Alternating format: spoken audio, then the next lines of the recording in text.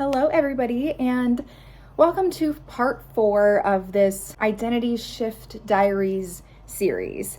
If you've been following this series, you know it's really been about me learning how to live from a brand new place, not just thinking differently, but relating to myself differently. And this part has been about confidence. My last identity shift was actually in 2020. Yes, we go through multiple identity shifts. This isn't my one and only identity shift I've ever gone through. In 2020 is when I left my business partnership. My whole world was flipped upside down.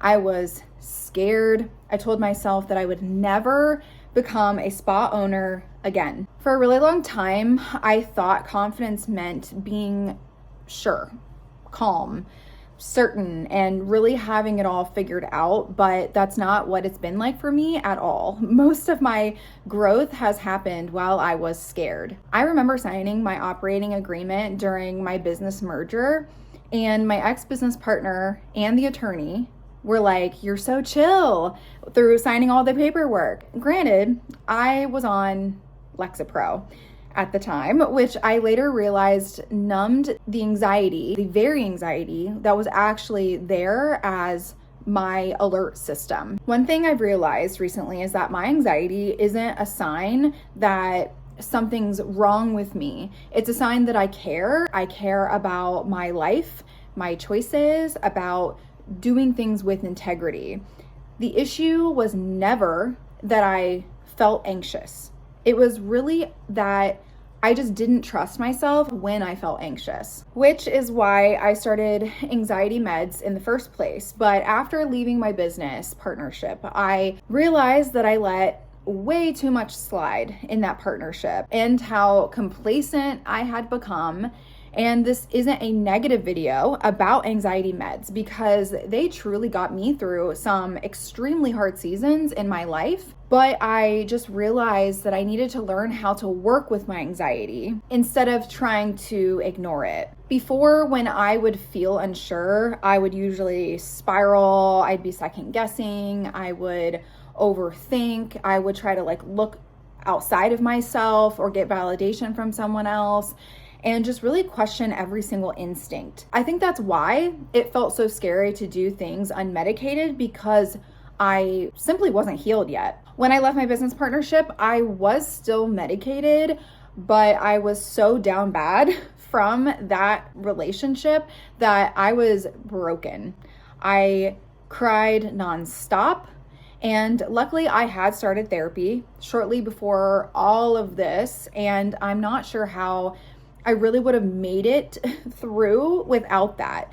And shortly later, I weaned myself off of my anxiety meds. And now, after spending another 5.5 years as an independent spa owner, I still feel unsure sometimes, but I don't abandon myself in it like I did in the business partnership. Making the choice to own a business on my own again wasn't easy for me.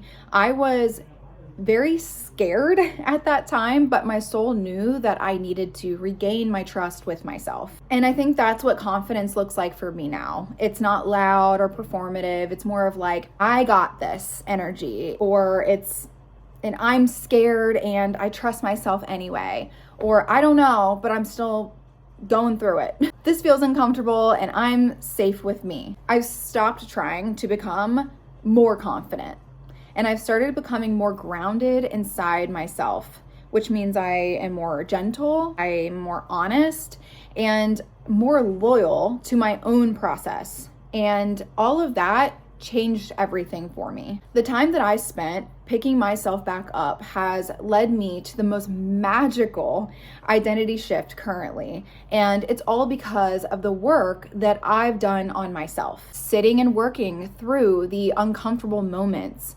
really feeling and understanding what my body is trying to tell me, and trusting my intuition. So if you're in an identity shift too, you need to ask yourself, where am I learning to stay with myself instead of escaping discomfort? Where am I trusting myself before I feel ready? Where am I choosing self-support over self-criticism? This is the kind of work that we explore inside the Becoming Sanctuary. Not becoming someone new necessarily, but remembering to trust who you already are. I'm even going to be sharing an inner clarity tool tomorrow that will help you practice self-confidence. If you're in this season, you are not alone, and you're probably doing a lot better than you think. I'm going to drop the link to the sanctuary in the description below. Don't forget to like and subscribe.